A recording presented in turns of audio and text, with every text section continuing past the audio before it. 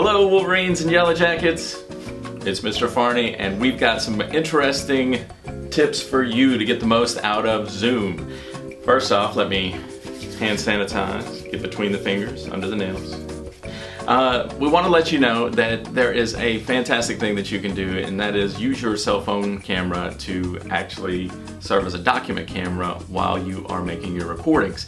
The other thing that we want to show you how to do is how to handle those students who are unable to make the actual event, the actual scheduled Zoom meeting, and that is by recording. You can't do it on a Chromebook, but you can do it on a PC or a laptop that's running Windows. So stick with us and we're going to walk through that and help you get the most out of Zoom. Alright, Wolverines and Yellow Jackets, the first step obviously is to double click the Zoom icon. If you haven't loaded it onto your Windows PC or laptop, then you need to do that first. But when you double click, you'll get this little pop-up here. And of course the first thing that we want to do is create a new meeting. Click Join with Computer Audio. We're going to make this full screen just so it's easier to see. Here's my lovely mug.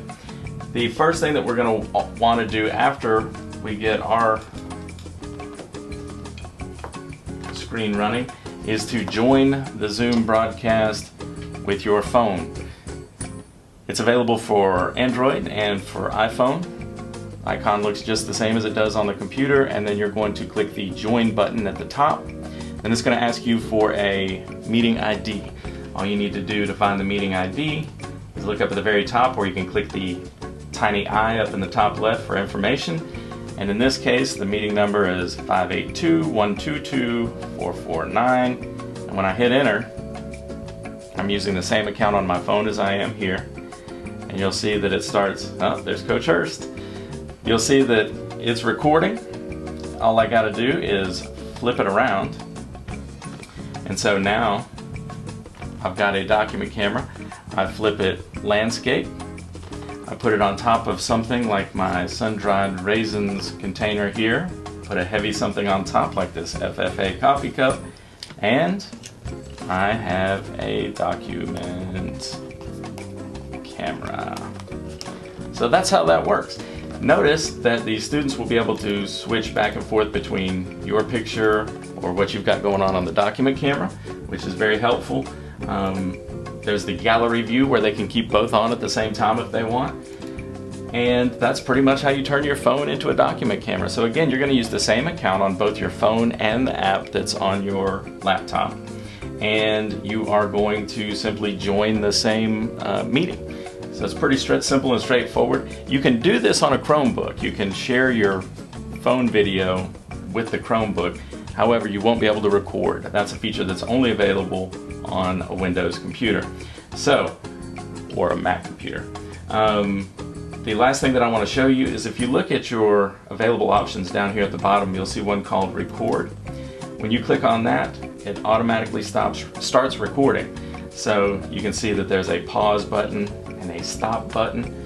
If I want to pause, say I need to take a restroom break, I can do that. And then when I come back and hit the play button, it's back to recording. It will not create the final recording until I go down here to the bottom right and click End Meeting. Once it does that, it'll take some time to process, and then it will save it to your local computer, at which point you can upload it to YouTube, you can upload it to your Google Drive, which is probably the easiest way, and then share that link with your students. So with Zoom, you have the option to do a live broadcast, but in this particular case where I'm solving problems or maybe going through a PowerPoint or something like that, the best idea in my mind, so that you can make as clean a production as possible, is to take the video with no other people in the room. So in this case, it's recording my screen, I'm working out the problems, and then I simply push that link out to all my students, not just the ones that can join me live. So that's the way we do it. And again, when I click End Meeting down here in the bottom right, it says End Meeting for All. I click that, and it says Convert Meeting Recording. So it's recording, it's converting it. And the last thing that I want to show you is where it saves it, because this was a bit of a concern earlier. In this particular case, it shows on your PC, you go to the document setting or file. There's one called Zoom, and here is the one that I just created. And it starts with zoom 0, zoom 1, zoom 2, like that. When you double click on it, the recording, when you click on that, it automatically stops. Will pop up right here, and you've got your recording ready to go.